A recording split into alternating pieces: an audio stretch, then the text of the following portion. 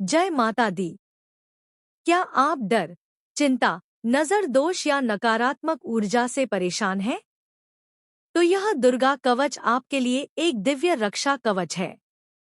जो भी इस पवित्र दुर्गा कवच को सच्चे मन से सुनता है, माँ दुर्गा उसकी हर संकट से रक्षा करती है। यह कवच आपके जीवन में भय और बाधाओं को दूर करता है, बुरी शक्तियों से रक्षा करता है, मन को शांति और शक्ति देता है, जीवन में सकारात्मक ऊर्जा भर देता है। इस दुर्गा कवच को सुनते ही हर डर और बुरी शक्ति खत्म हो जाती है। रोज सुनें और अपने परिवार व दोस्तों के साथ जरूर शेयर करें।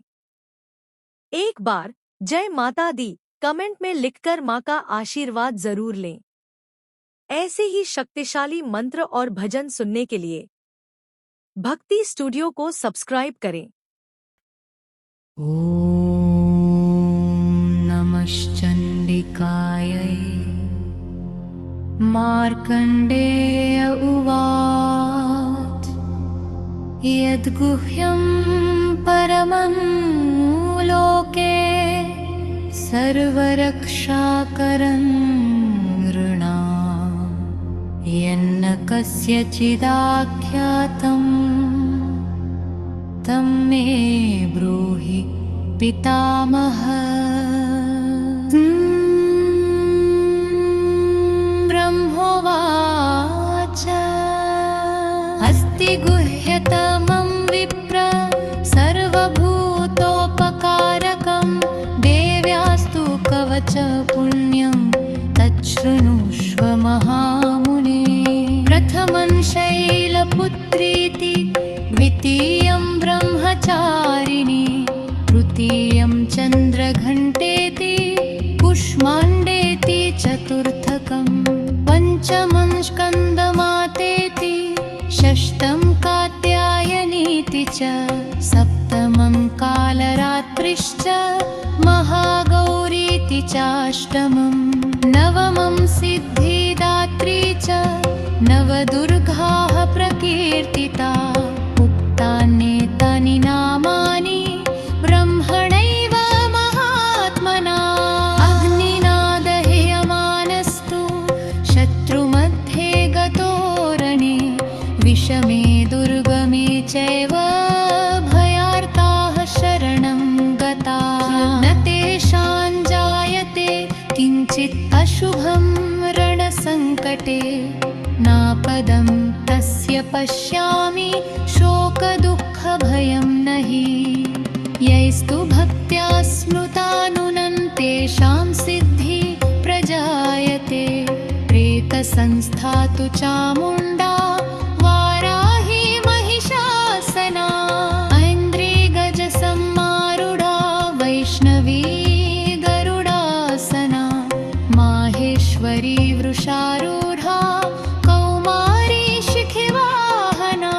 ब्राह्मणी हंससमारूढा सर्वाभरणभूषिता।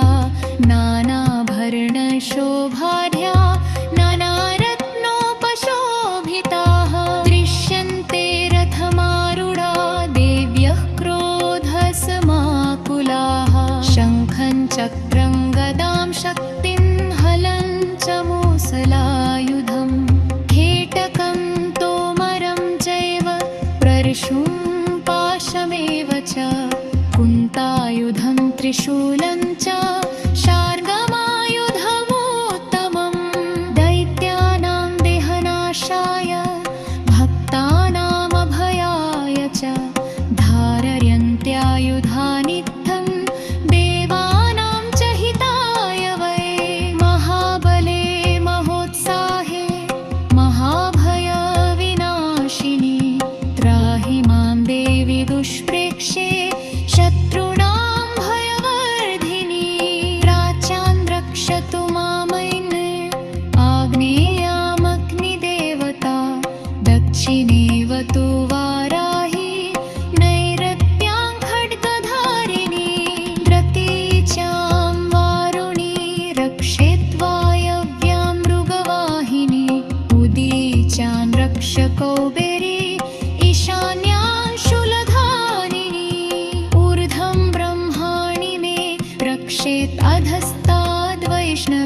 तथा एवं दश दिशो रक्षे चामुण्डा शववाहना जया मे चाग्रतस्तातु विजयास्तातु पृष्ठतः अजिता वामपार्श्वे तु दक्षिणे चापराजिता शिखा मे द्योतिनी रक्षे उमामूर्ध्नि व्यवस्थिता मालाधरी ललाटे च भ्रुवौ रक्षेत यशस्विनी त्रिनेत्रा च भ्रुवोर्मध्ये यमघण्ट च नासिके शङ्खिनी चक्षुषोर्मध्ये श्रोत्रयोर्द्वारवासिनी खपोलो कालिका रक्षेत् कर्णमूले तु शाङ्करी नासिकायां सुगन्धा च उत्तरोष्ठे च चर्चिका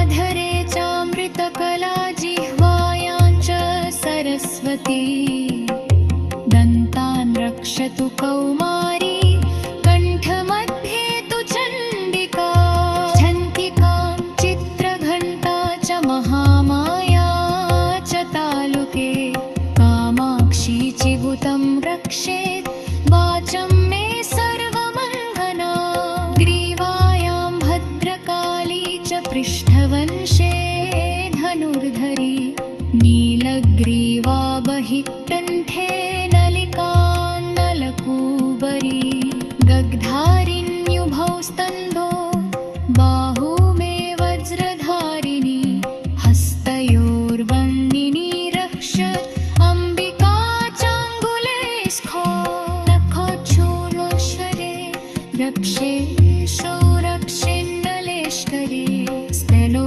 रक्षं महारक्ष्मी मनश्शोतान्निनाशिनी यदं ललिता देवी उदरं शूरधारिणी नाभूतकालिनी रक्षे ह्येश्वरे तथा प्रत्यां भगवती रक्षे जामुनीरिन्द्रवासिनी भू अलाथ च मेदं मे पुरो महशवाहिनी षण्ढे महावरा प्रोक्ता सर्वकाम ममायनी मूर्खयोर्मारसिः च पादो चादिततेजसी कारामुरीशे रक्षे कारादस्करवासिनी